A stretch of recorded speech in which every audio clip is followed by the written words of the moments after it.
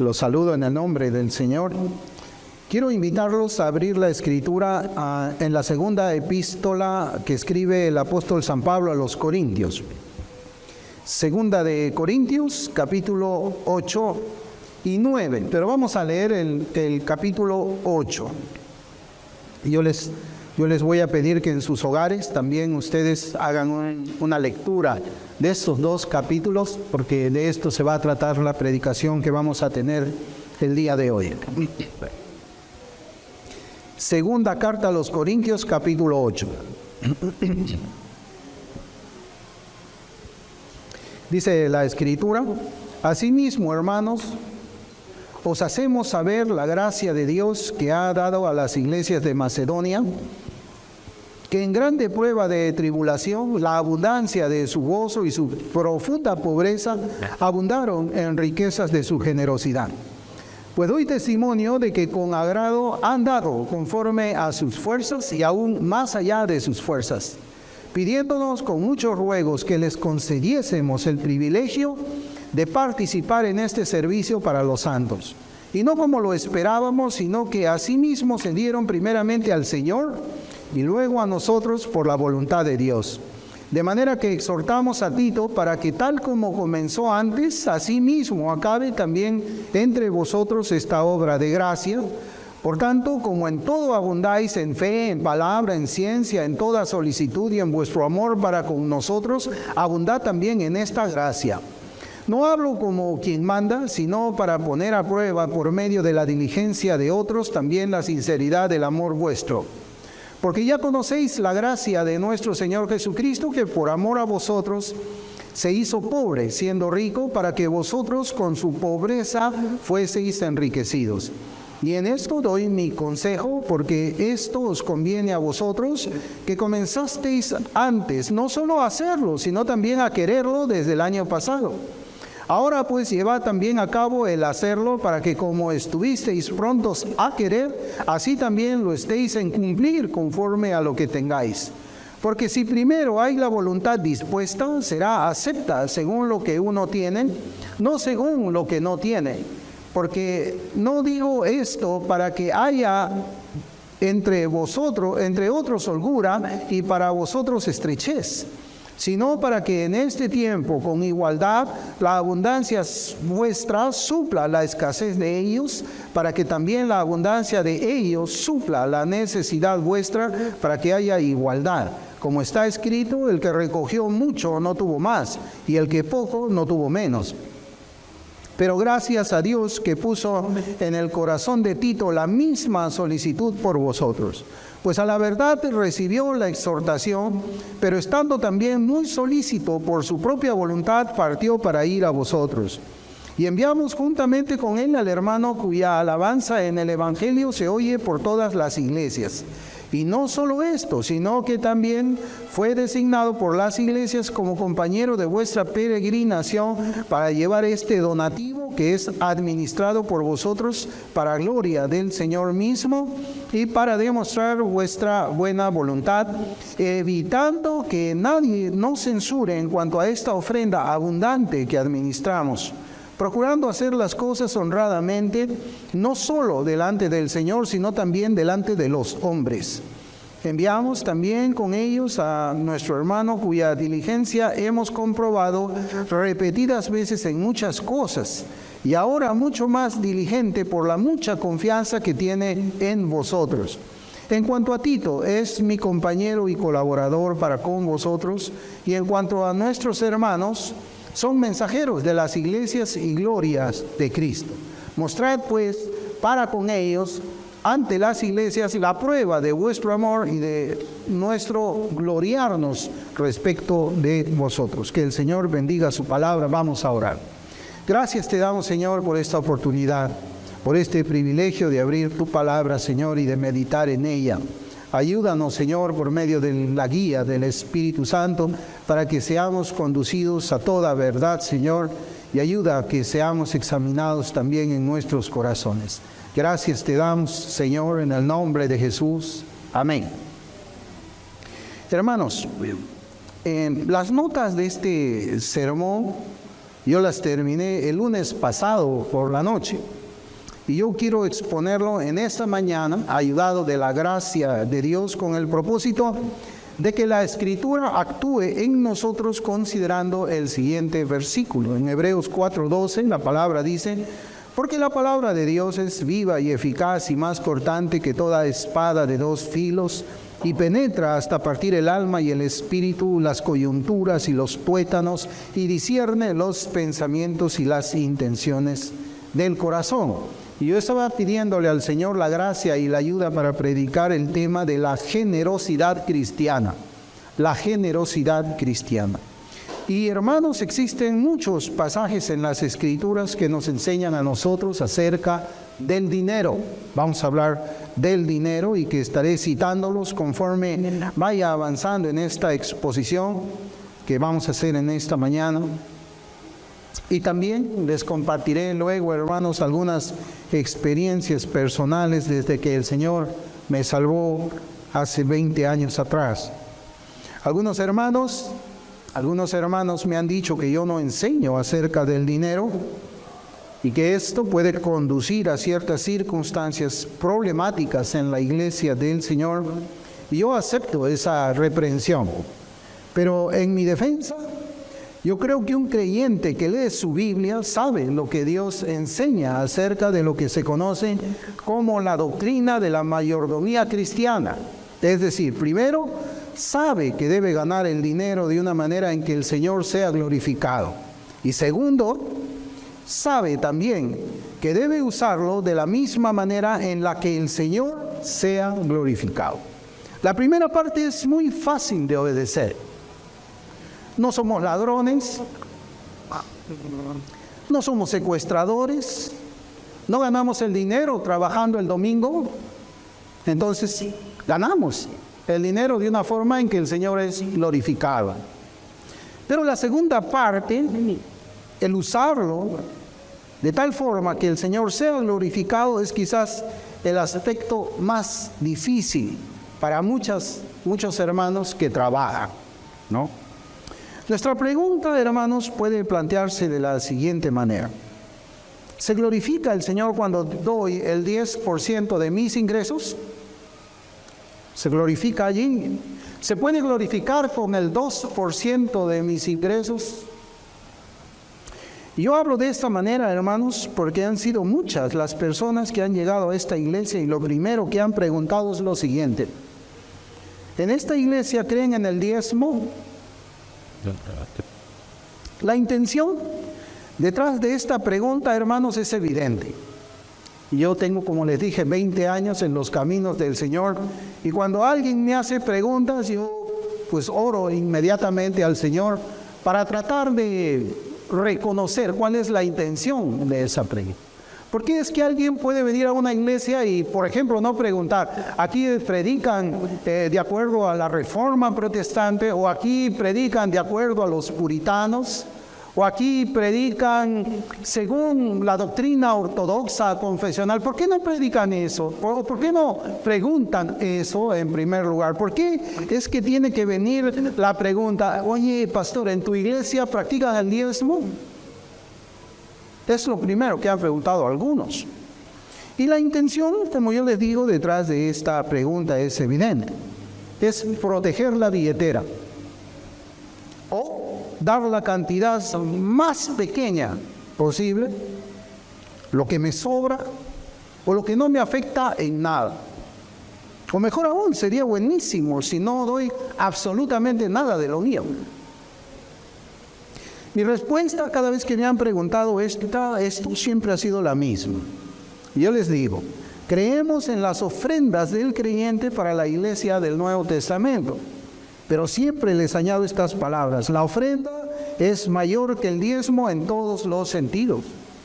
La ofrenda es mayor que el diezmo en todos los sentidos. Y supongo que esto también ha sido la causa para que muchos se desanimen y no asistan a esta congregación. ¿Cómo sabemos que la ofrenda es más que el diezmo? Pues hay que leer el capítulo 8 y 9 de Segunda de Corintios para examinar cómo es que el Señor había puesto esa obra de gracia en los macedonios.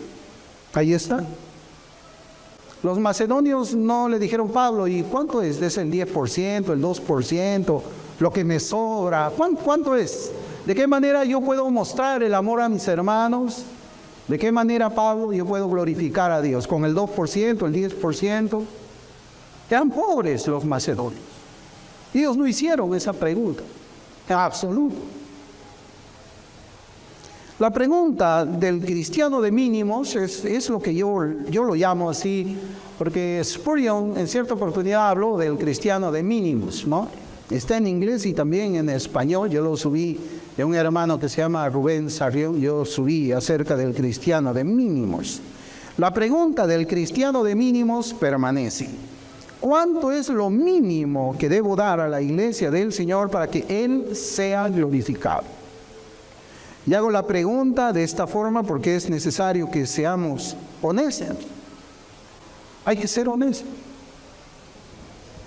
Y lo voy a responder con la palabra de Dios.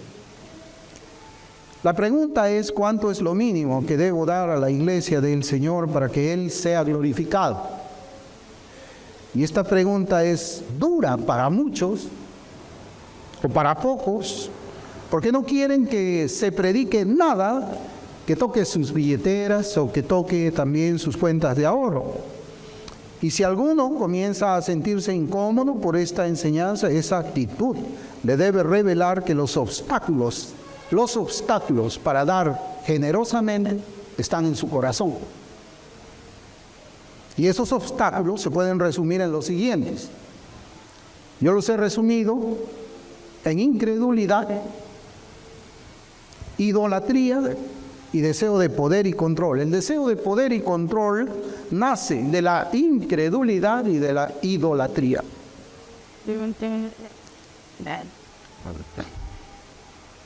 Y en esta parte yo quiero resaltar el pensamiento de la corriente del mundo. ¿El mundo qué es lo que dice? Porque, hermanos, ahora que tenemos internet es muy fácil. Más para mí, que siempre estoy metido en páginas de finanzas algunas veces. No muy seguido, pero por la formación que yo he tenido, a veces leo artículos, ¿no? El mundo, ¿qué es lo que dice? Debemos acumular más de lo que damos. Debemos acumular más de lo que damos. Esa es la regla del mundo. Usted lo puede buscar en cualquier lugar y así lo va a encontrar. Yo me referí primero a la incredulidad como un obstáculo del corazón para dar a la iglesia. ¿Y por qué es la incredulidad? Porque la actitud de acumular mucho más de lo que damos es lo que controla los actos de las personas, poniendo por debajo las muchas promesas de Dios. La seguridad, cuando yo hablo de incredulidad, no está en las promesas de Dios, está en la acumulación de dinero. En Hechos 20:35, por ejemplo, dice: más bienaventurado es dar que recibir. Más bienaventurado es dar que recibir. Ahora la pregunta podría ser, ¿cuánto es lo mínimo que tengo que dar para ser bienaventurado? ¿Cuánto es lo mínimo que debo dar para ser bienaventurado? Todavía puede ser que alguno crea, más bienaventurado es recibir y no dar. Más bienaventurado es extender la mano para recibir en lugar de extenderla para dar. Y por esa razón viene a la iglesia no para dar, viene para recibir los beneficios de las ofrendas de otros hermanos que pagan el alquiler de este local, las ofrendas que pagan los servicios, la luz, el agua, las ofrendas que compran los ventiladores, las sillas, las mesas, los microondas. Pero la Biblia dice que si alguno no quiere trabajar, tampoco coma. Así dice en 2 de Tesalonicenses 3:10. Entonces, ¿qué es lo que nos enseña este pasaje? Nos dice que vivir o disfrutar de las ofrendas de los otros hermanos es pecado. Vivir o disfrutar de las ofrendas de otros hermanos es pecado. ¿Cuántos de nosotros hemos sido ayudados, por ejemplo, por algunos hermanos en los tiempos difíciles del cosmos? Eso es algo que no escapa a nuestra memoria. son hechos recientes. ¿Cuántos de nosotros recibimos, por ejemplo, medicinas de otros hermanos? ¿O cuántos recibimos dinero de otros, de los hermanos aquí? ¿O cuántos quizás recibimos el dinero de una colecta, así como hemos leído en 2 de Corintios 8, para darle a un hermano que estaba pasando necesidades por el COVID, ya sea porque esté enfermo o porque perdió el trabajo, o porque el trabajo disminuyó la paga? ¿Cuántos de nosotros hemos sido ayudados por razón de una enfermedad o dificultad económica? ¿Cuántos? Posiblemente nos agrada que sean generosos con nosotros, pero nosotros no queremos ser generosos con los demás. Los que hemos sido ayudados de esa manera, por esa razón o por cualquier otra razón, la pregunta es la siguiente: ¿a cuántos hermanos hemos ayudado después que superamos nuestras dificultades? Después que yo pude pasar esa transición difícil, ayudado por los hermanos, por la generosidad de los hermanos, después de eso, de que yo nuevamente volví, podemos decir, a una situación estable económicamente, ¿cuántas veces yo ayudé de la misma forma como fui ayudado a otros hermanos que están atravesando necesidades? Vamos, hay que contar con los dedos, ¿a cuántos ayudamos? O contemos con los dedos cuántas veces hemos recibido, ¿no? Contamos con los dedos de la mano derecha quizás, y con los de la izquierda hay que contar a cuántos hemos ayudado nosotros de alguna forma, en el sentido en que nosotros estamos haciendo este sermón. A cuántos hemos ayudado directamente después que nosotros hemos sido ayudados. Quizás a ninguno. ¿Por qué?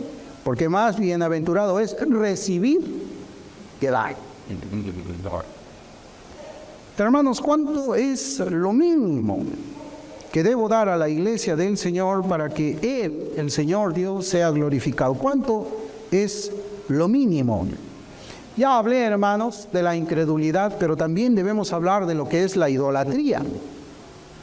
La idolatría también es otro obstáculo en el corazón que impide que una iglesia pueda dar generosamente. Y esta pregunta puede salir del corazón de un avaro. Un avaro puede decir: ¿cuánto es lo mínimo que yo tengo que dar? Y la avaricia es idolatría. Y el diccionario bíblico define la avaricia en los siguientes términos. Y comienzo la cita. La avaricia es un vicio que daña al hombre y le impide usar de los bienes que posee. Proverbios 15, 16. Lo hace insensato y duro para con sus semejantes. 1 Samuel 25, 11. Lo hace esclavo del dinero. Proverbios 30, versículos 8 y 9, Mateo 16, 26. Lo hace caer en la idolatría, apartándose del cumplimiento de sus deberes para con Dios y para con el prójimo.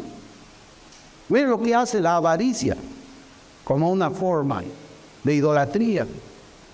Hace que se aparte del cumplimiento de sus deberes para con Dios y para con el prójimo. Efesios 5:5, Mateo 6:24, Lucas 16:3.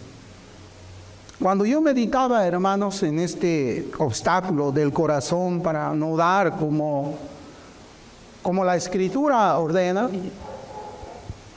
recordaba este versículo, ¿no? Hablando de la idolatría o la avaricia como amor al dinero. Dice en Mateo 6:21, porque donde esté vuestro tesoro, allí estará también vuestro corazón. Donde esté vuestro tesoro, allí estará también vuestro control. Un tercer obstáculo que yo les había dicho nace de la incredulidad y nace también de la idolatría o el amor al dinero, es el deseo de poder y de control. El deseo de poder y de control. Por ejemplo, cuando creemos que necesitamos un fondo suficiente para cubrir contingencia, como una enfermedad, como un accidente que nos puede ocurrir, E ignoramos que es Dios quien sana, es Dios quien nos guarda y nos protege. La seguridad nuestra nunca debe estar puesta en el dinero. Nunca debemos pensar que necesitamos un fondo lo suficientemente grande como para poder pagar en la clínica Delgado, que es la clínica más cara del Perú. Nunca debemos decir, yo necesito tener un ahorro de unos $20,000 para estar tranquilo en cuanto a mí me pueda acontecer algo en mi salud o en un accidente. Porque ¿saben qué? Usted puede estar en las manos de los mejores médicos, pero si el Señor no le concede gracia, igual va a morir. O igual no va a sanar. Porque la sanidad viene del Señor. Y el deseo de poder y de control muchas veces se expresa de esa forma. Necesito tener una cobertura médica tan suficientemente grande para que yo duerma tranquilo. Y así no son las cosas. Bíblicamente, esa manera de pensar es la manera de pensar del mundo. En Lucas 12, 16 y 21, el Señor nos habla de esa manera. En Lucas 12, 16 21.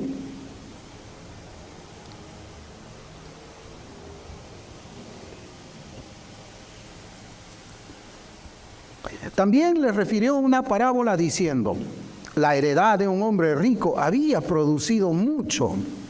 Y él pensaba dentro de sí diciendo: ¿qué haré?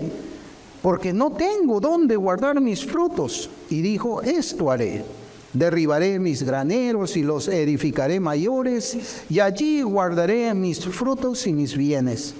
Y diré a mi alma: alma, muchos bienes tienes guardados para muchos años, repósate, come, bebe, regocíjate. Pero Dios le dijo: necio, esta noche vienen a pedirte tu alma y lo que has provisto, ¿de quién será?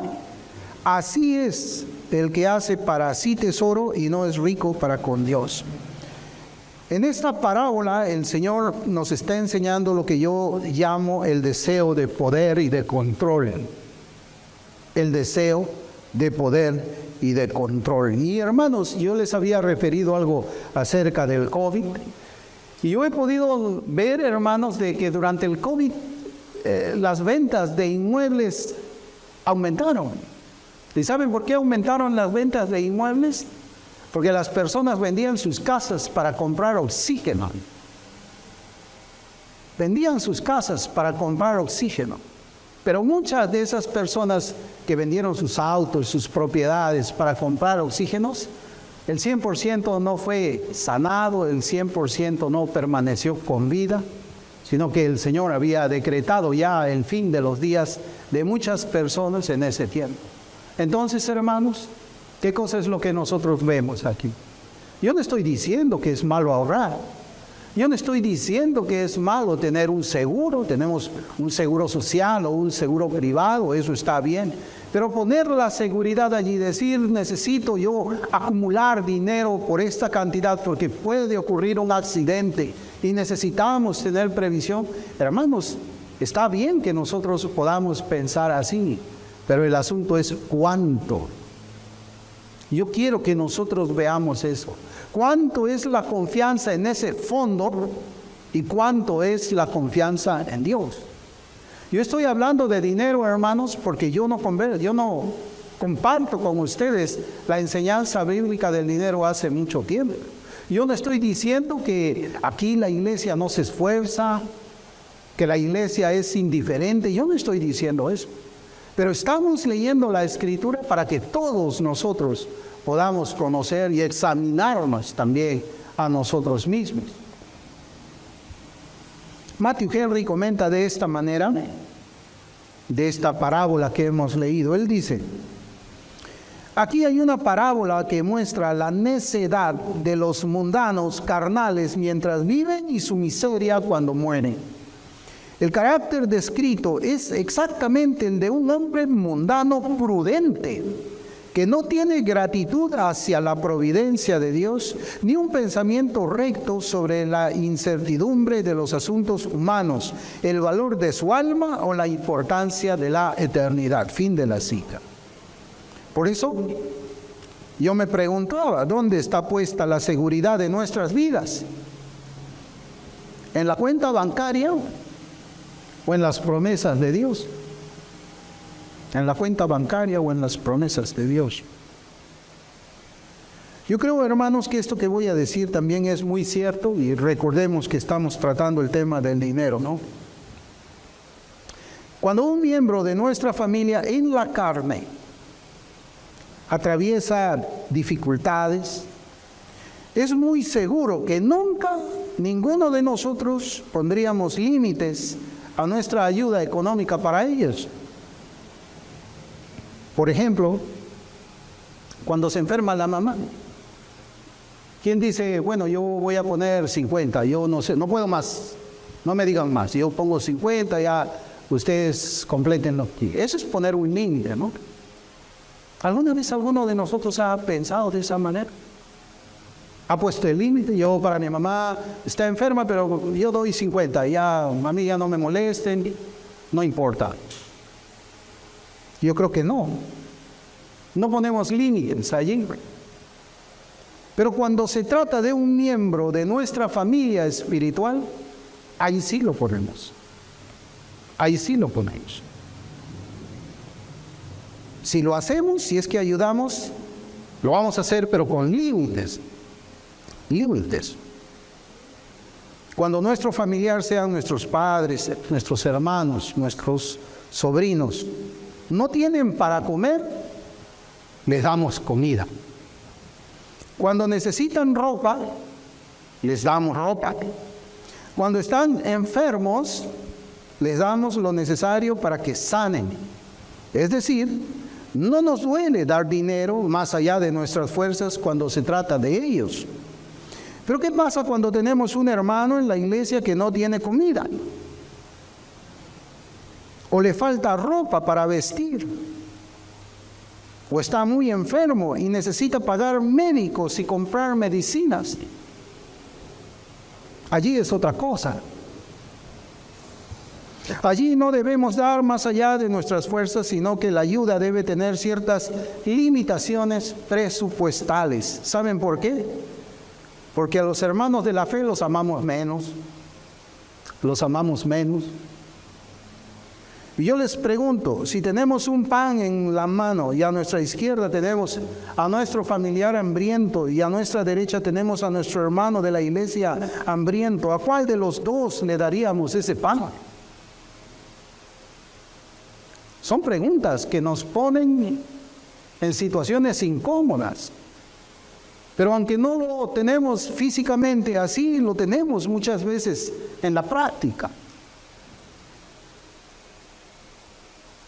Escuchemos juntos estas palabras que serán pronunciadas,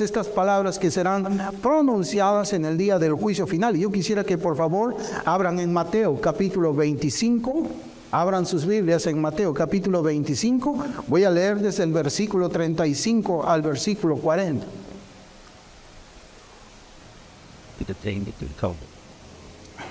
Yo les había hablado de comida, ropa, medicinas. La Escritura dice, porque tuve hambre y me disteis de comer, tuve sed y me disteis de beber, fui forastero y me recogisteis, estuve desnudo y me cubristeis, enfermo y me visitasteis en la cárcel y vinisteis a mí. Entonces los justos le responderán diciendo, Señor, ¿cuándo te vimos hambriento y te sustentamos o sediento y te dimos de beber? ¿Y cuándo te vimos forastero y te recogimos o desnudo y te cubrimos? ¿O cuándo te vimos enfermo o en la cárcel y vinimos a ti? Versículo 40. Y respondiendo el rey les dirá, de cierto os digo que en cuanto lo hicisteis a uno de estos mis hermanos más pequeños, a mí me lo hicisteis. A mí me lo hicisteis. Hermanos, y aquí cuando yo hablo acerca de la enfermedad, hablo acerca de la necesidad, tendríamos que pensar también en las palabras que habla el apóstol Pablo a Timoteo. A Timoteo le habla, creo que está en la segunda epístola de Timoteo. Porque aquí estamos hablando de ayudas, hermanos. 1 Timoteo 5.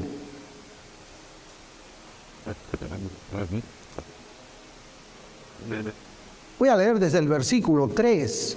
Dice, honra a las viudas que en verdad lo son. Pero si alguna viuda tiene hijos o nietos, aprendan estos primeros a ser piadosos para con su propia familia y a recompensar a sus padres, porque esto es lo bueno y agradable delante de Dios. Mas la que en verdad es viuda ha quedado sola, espera en Dios y es diligente en súplicas y oraciones noche y día.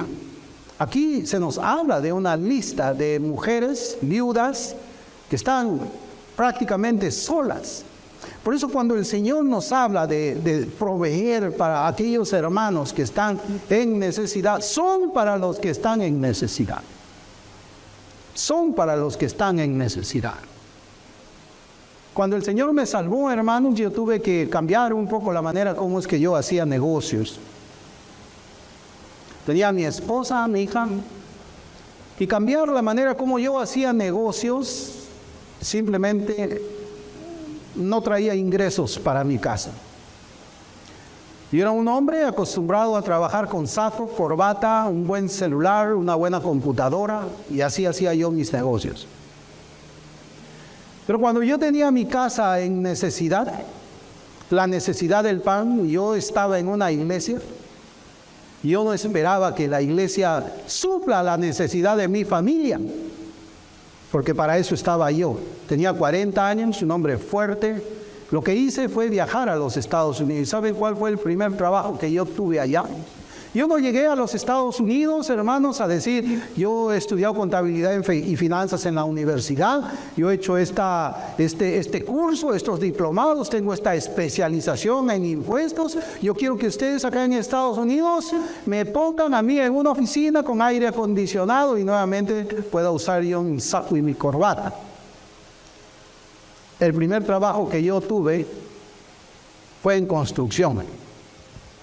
Yo creo que a algunos de ustedes se los he contado. En construcción. Y mi esposa me preguntó, ¿en qué estás trabajando? En construcción. Y ella me decía, llorando, me decía, ¿cómo debe dolerte el cuero? Yo le decía, no me duele en el cuerpo. No me duele, hermano. Yo tomaba muchas pastillas en la mañana, en la tarde y en la noche para que no me duele el cuerpo. Pero lo que yo le quiero decir es que la ayuda en la iglesia se hace a la persona que verdaderamente no tiene quien vea por ella. Porque como yo les decía, la instrucción de Pablo, es decir, el que no trabaja, el que no quiere trabajar, que no coma. El que no quiere trabajar, habla de una persona que tiene la posibilidad de trabajar. Muchas veces tenemos que quitarnos el saco, quitarnos la corbata, agarrar una pala, subir con una lata de cemento en el hombro para llevar pan a mi familia. Cuando un hombre está sano, cuando una mujer está sana, cuando una mujer tiene un marido, cuando tiene hijos, la viuda, Pablo nos dice que quien tiene que ver por esa persona en necesidad, primero son sus hijos o su cónyuge. Primero son sus hijos y su cónyuge. Porque la iglesia, hermanos, está para ayudar verdaderamente, como dice el Señor en Mateo 25, a la persona que está sola y en completa necesidad. Pero nosotros no somos así. Nosotros no estamos limitando la ayuda para eso. Pero este mensaje también debe ser para que nosotros pensemos en ganar dinero como sea, siempre que sea glorificando al Señor. Llevar el pan para nuestra casa como sea. Hay trabajos remotos, pues bueno, yo estudié algunas cosas y hoy día estoy trabajando en otras. Así es. Entonces en Mateo capítulo 25, versículos del 35 al 40, habla de la generosidad de la iglesia para hermanos que están atravesando dificultades. Hermanos que están atravesando dificultades. Cuando le damos un pan a un hermano, le estamos dando un pan a Cristo. Cuando estamos proveyendo de ropa a un hermano, le estamos proveyendo de ropa a Cristo. Y Cristo habla porque Él dice, cuanto lo hicisteis a uno de mis hermanos más pequeños. Él no está diciendo, es verdad, tenemos que honrar a papá y a mamá. Podemos ayudar en lo que podemos también a nuestras familias. Pero el orden que el Señor está estableciendo aquí es la familia de la fe. Y también eso lo encontramos en el versículo 8, allí en 1 de Timoteo 5:8, dice, porque si alguno no provee para los suyos y mayormente para los de su casa, o sea, está hablando ya de dos, ha negado la fe y es peor que un incrédulo. O sea, aquella persona que puede trabajar y aún se aferra a trabajar solamente, no sé, poniéndole mayonesa a un sándwich en una hamburguesería y no meter la mano a la tierra, al barro, a transpirar en un sol a 40 grados de temperatura, esa persona ha negado la fe. Esa persona ha negado la fe. No solamente eso, dice que es peor que un incrédulo. Usted vea cómo trabaja el incrédulo, el heladero, cómo sale a ese. No sé cuánto estaremos ahora. Estamos llegando a 32 grados centígrados. ¿Cómo sale para llevar pan a su casa? Si el incrédulo hace eso y trabaja de lo que sea, ¿cuántos arquitectos, ingenieros, médicos manejan taxi? Porque tienen que llevar para su casa. Tienen que llevar para su casa, ¿no? Y hermanos, y cuando nosotros estamos hablando de este Mateo 25, también debemos escuchar palabras que son una prueba directa para examinar nuestra fe. Santiago 2, si abre en Santiago 2.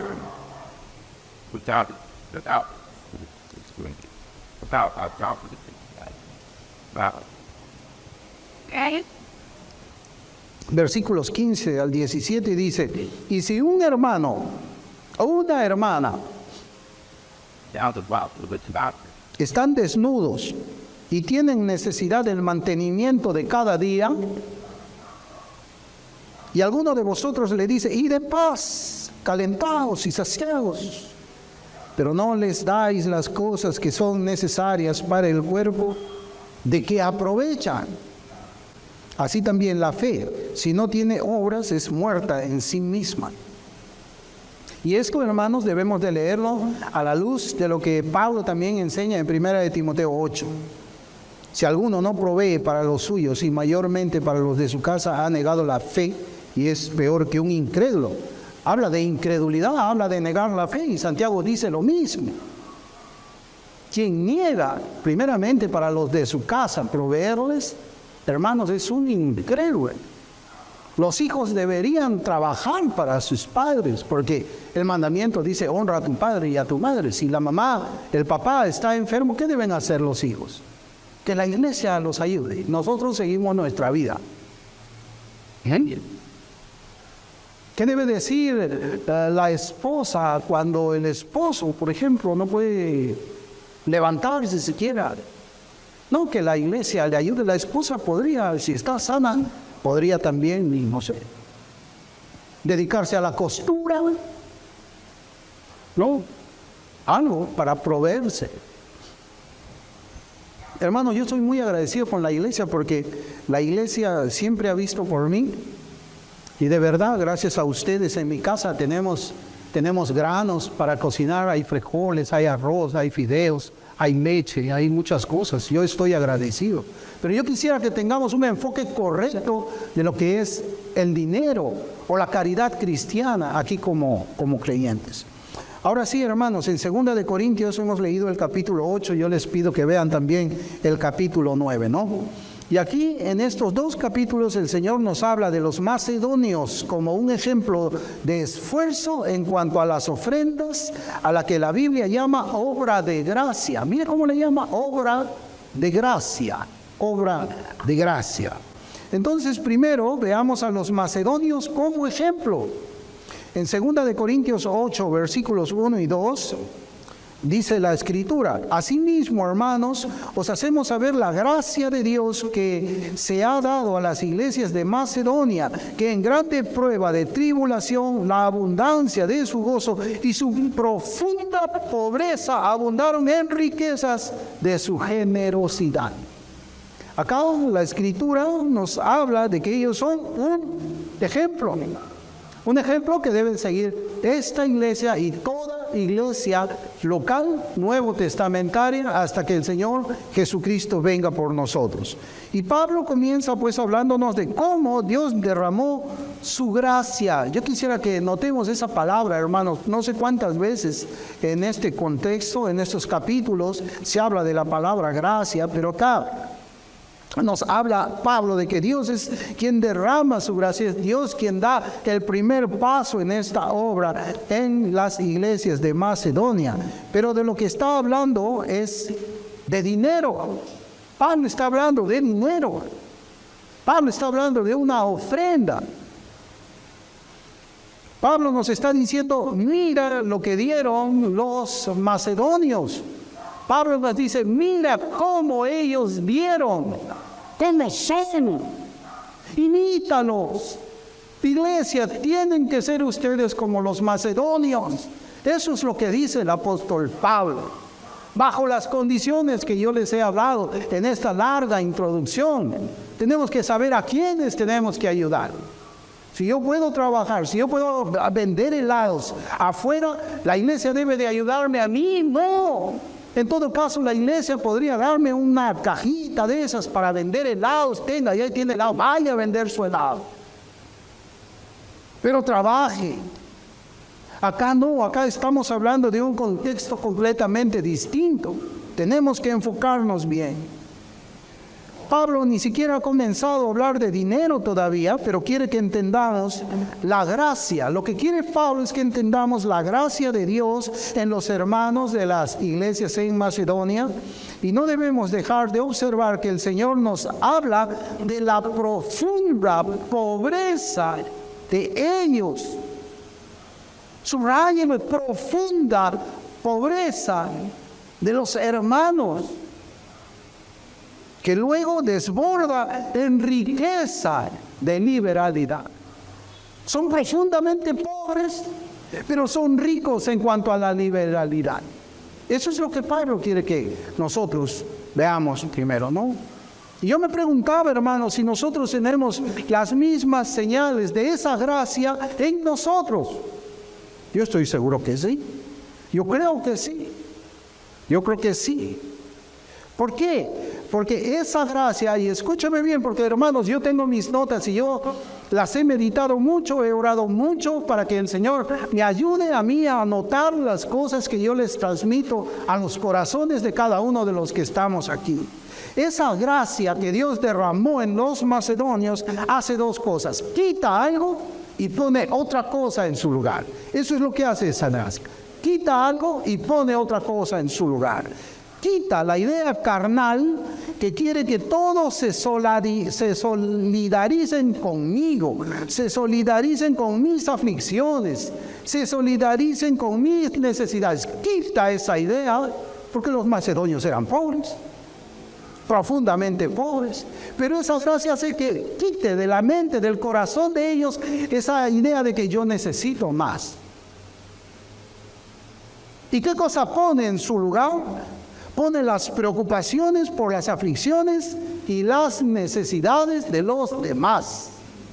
Eso es lo que hace esa gracia.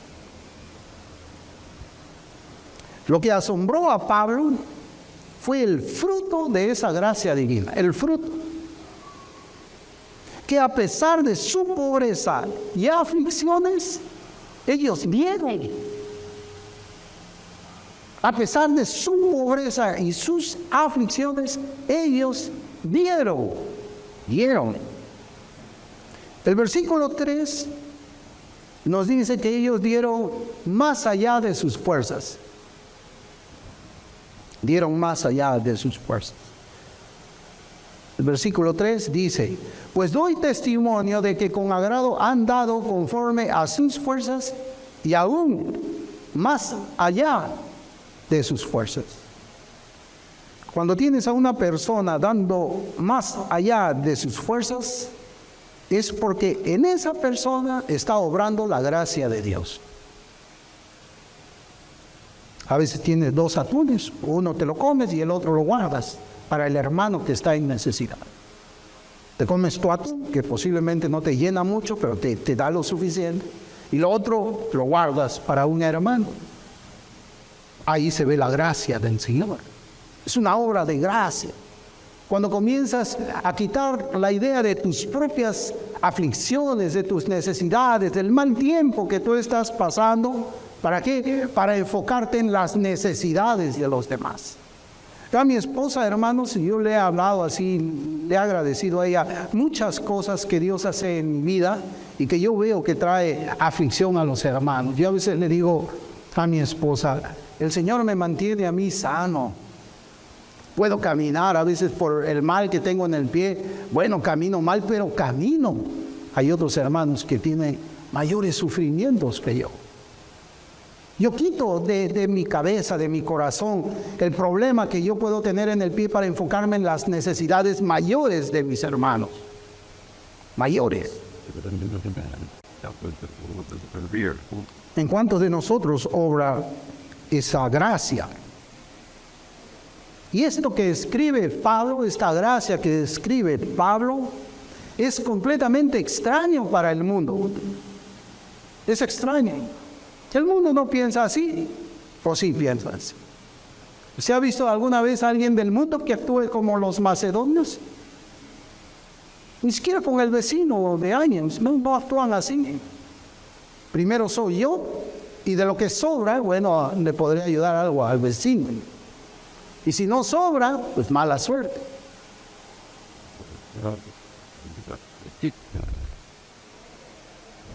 Porque el mundo no piensa así. El mundo quiere poner su confianza en sus graneros, como habíamos leído del Señor. Pone su confianza en sus graneros para cualquier contingencia. Para cualquier contingencia. Yo para estar tranquilo necesito, no sé, tanta cantidad de dinero en mi cuenta bancaria. Si no tengo eso, estoy así, no estoy tranquilo. Necesito yo tener eso en el banco. Ya una vez que tengo en el banco, yo, aunque no lo use, ya estoy tranquilo. Ya estoy tranquilo. Seguramente que si este versículo, este capítulo que hemos leído en la Biblia, no estuviese escrito allí, nadie lo creería. Nadie creería que una persona que está atravesando una profunda pobreza y grandes aflicciones de más allá de sus fuerzas. Nadie lo creería. Pero aquí está. Aquí está, ellos existieron.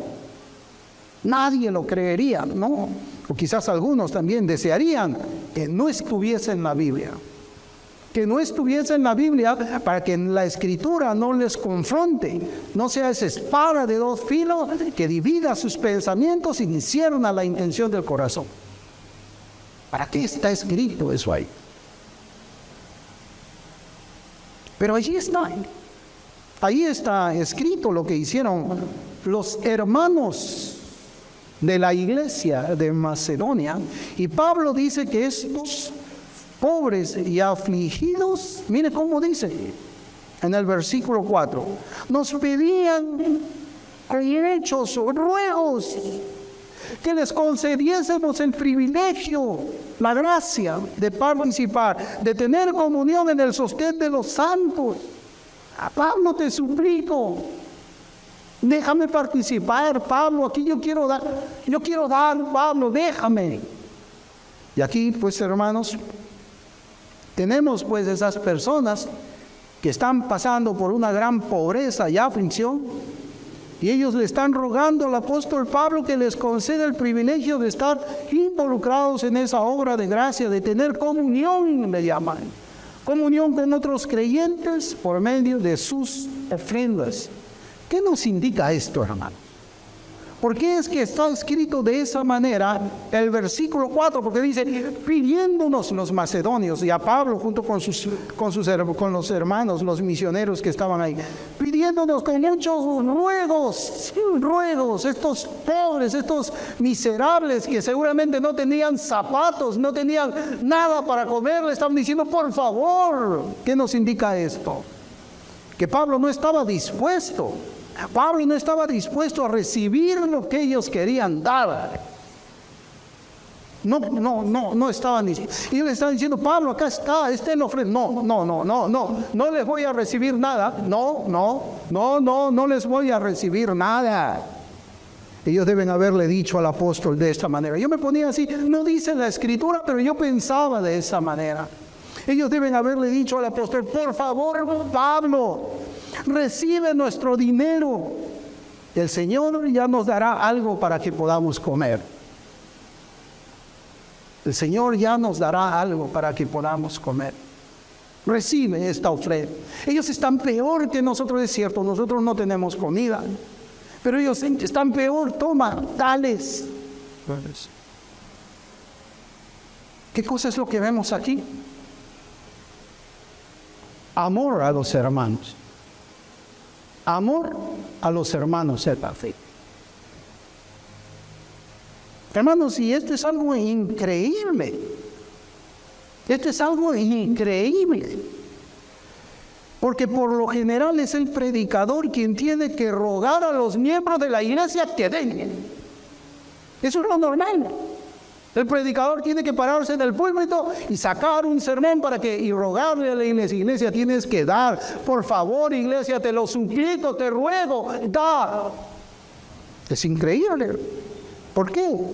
Porque aquí vemos cristianos rogando al predicador para que reciba la ofrenda. ¿Usted lo había visto así?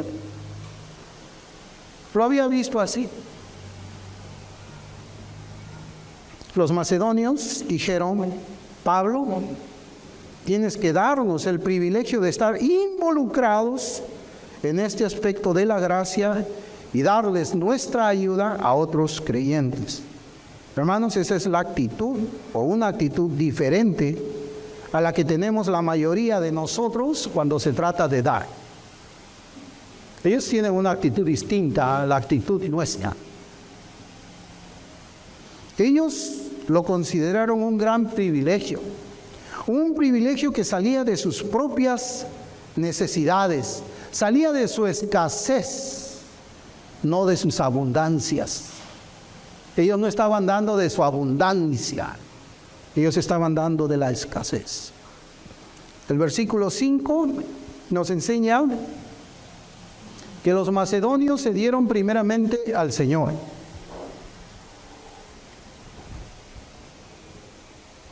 La Escritura dice: y no como lo esperábamos, sino que asimismo se dieron primeramente al Señor y luego a nosotros por la voluntad de Dios. Hermanos, ¿por qué dieron los macedonios más allá de sus propias fuerzas? ¿Por qué? Porque se entregaron al Señor. Ellos entregaron sus vidas al Señor. Después de creerle a Dios todas sus promesas, no es difícil dar como los macedonios dieron. Ellos confiaron que el Señor iba a satisfacer todas sus necesidades temporales, aún estando en una situación desventajosa, en una situación donde pues ellos más bien debían ser los objetos de la ayuda de la iglesia. Ellos se convirtieron en el sostén de otros hermanos. Nosotros creemos y defendemos, como bautistas reformados, la gracia de Dios en la salvación. Nosotros peleamos muchas veces por la gracia y decimos: no, por gracia somos salvos. Por gracia es que nosotros somos ahora parte del pueblo de Dios. Pero quizás no nos gusta ver los efectos de esa misma gracia. No nos gusta ver los efectos de esa misma gracia en la cuestión o en el asunto de dar las ofrendas para la iglesia. Porque recuerde, aquí los macedonios, Pablo habla de la gracia de Dios. Pero tal vez a nosotros nos gusta ver solamente la gracia en la salvación, pero no la gracia en las ofrendas. No nos gusta cuando esa gracia toca nuestras billeteras o toca nuestras cuentas bancarias. El versículo 8 en 2 de Corintios 8 nos dice que el dar es una prueba de amor por los hermanos.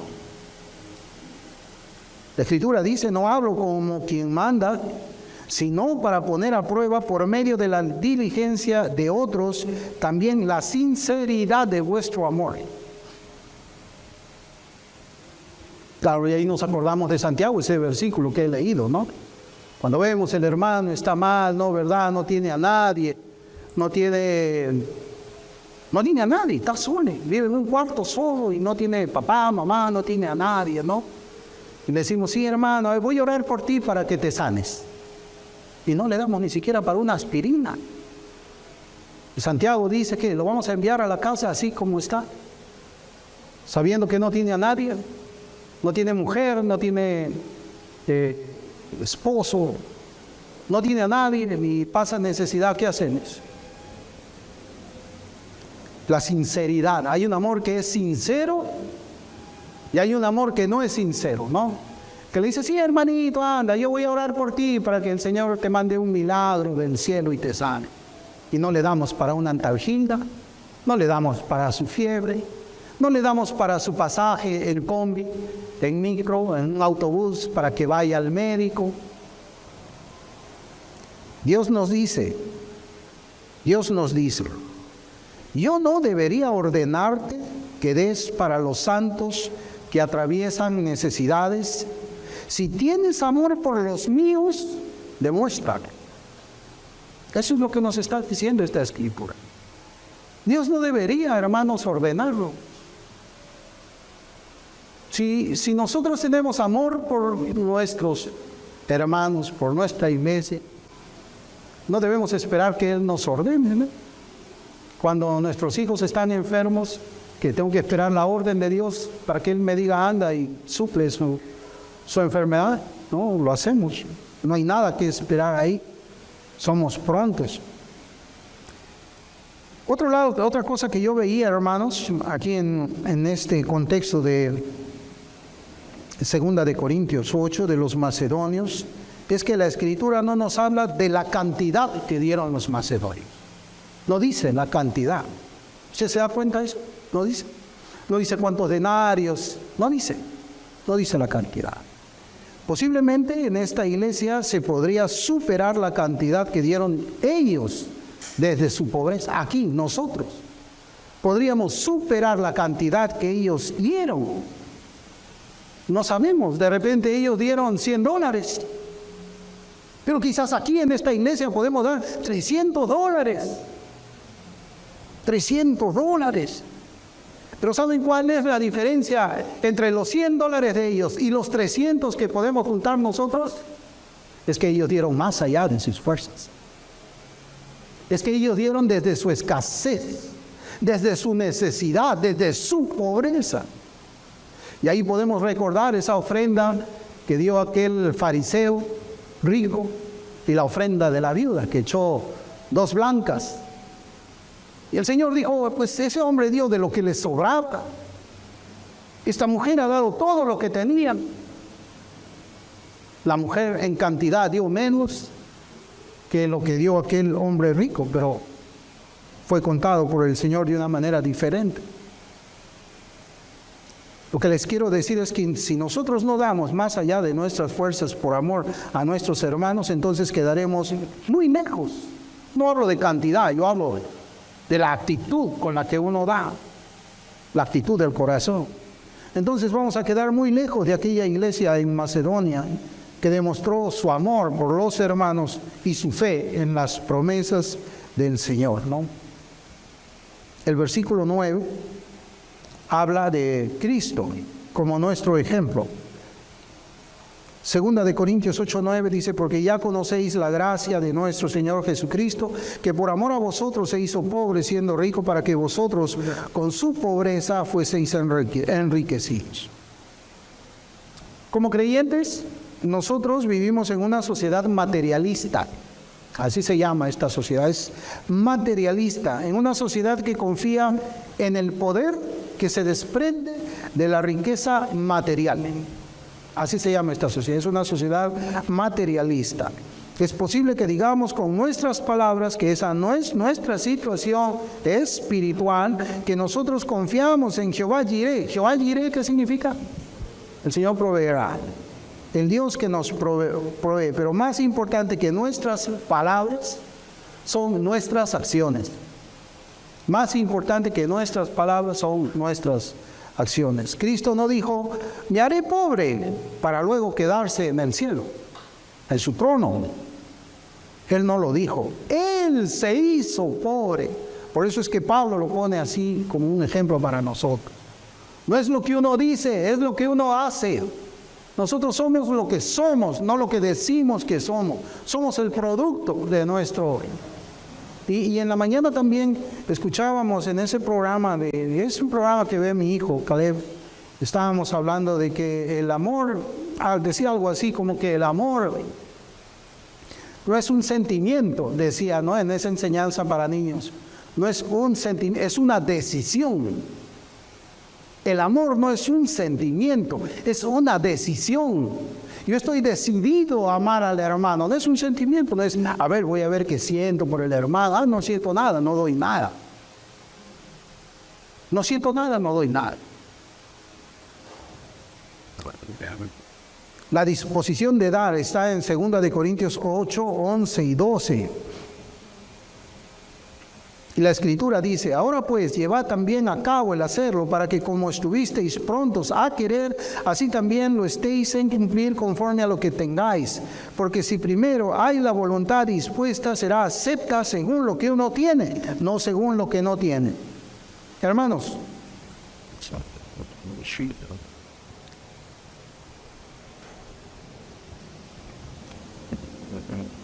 yo pensaba, cuando leí aquí estos dos versículos, yo pensaba en lo siguiente.